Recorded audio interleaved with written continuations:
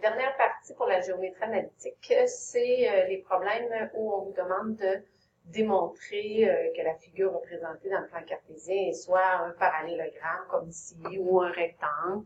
Et parfois on vous demande montre que ce n'est pas un carré et ainsi de suite. Donc pour être capable de répondre à ces questions-là de façon adéquate, il faut se souvenir des propriétés des différentes figures. Donc il faut se souvenir comment est formé un quadrilatère. Donc, la définition de base, il faut se souvenir que lorsque j'ai deux paires de parallèles qui se croisent, donc deux paires de droites parallèles qui se croisent, donc techniquement, j'ai une paire de parallèles qui croise une autre paire de parallèles, initialement, la figure formée, c'est un parallélogramme.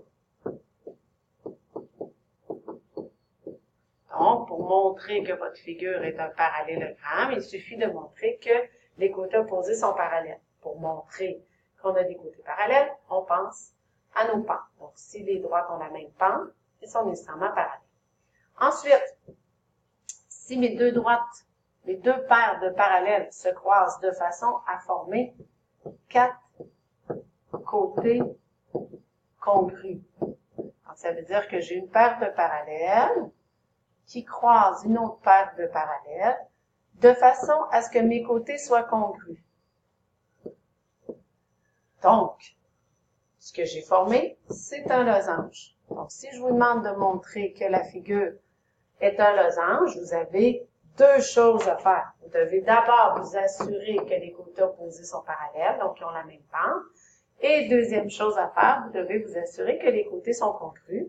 Pour ce faire, vous utilisez la formule de distance entre deux points. Ensuite, si on reprend nos deux paires de parallèles qui se croisent de façon à former un parallélogramme, mais que cette fois-ci, nos paires de parallèles se croisent, mais perpendiculairement.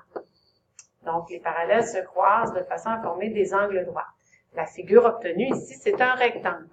Donc, comment faire la preuve que j'ai un rectangle? Il faut encore une fois s'assurer que les côtés opposés ont la même pente, donc ils sont parallèles. Et ensuite, on doit s'assurer que les côtés qui se croisent forment un angle de 90 degrés. Pour ce faire, on utilise la propriété des droites perpendiculaires, c'est-à-dire on doit vérifier que les pentes sont l'opposé de l'inverse.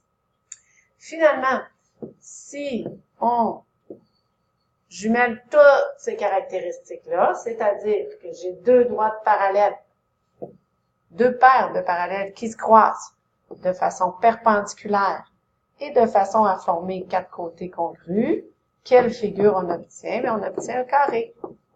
Donc, pour montrer que notre figure est un carré, il faut s'assurer que toutes ces caractéristiques sont présentes, c'est-à-dire que les côtés opposés ont la même pente, que les quatre côtés sont congrus et que les pentes respectent la propriété d'être l'opposé de l'inverse.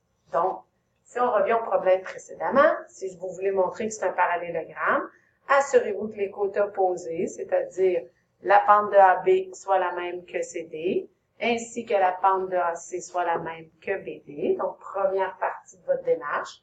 Et deuxièmement, pour montrer que ce n'est pas un losange, bien, on doit aller chercher la mesure de chacun des côtés et de vous assurer qu'elle n'est pas la même. Donc, à vous de jouer.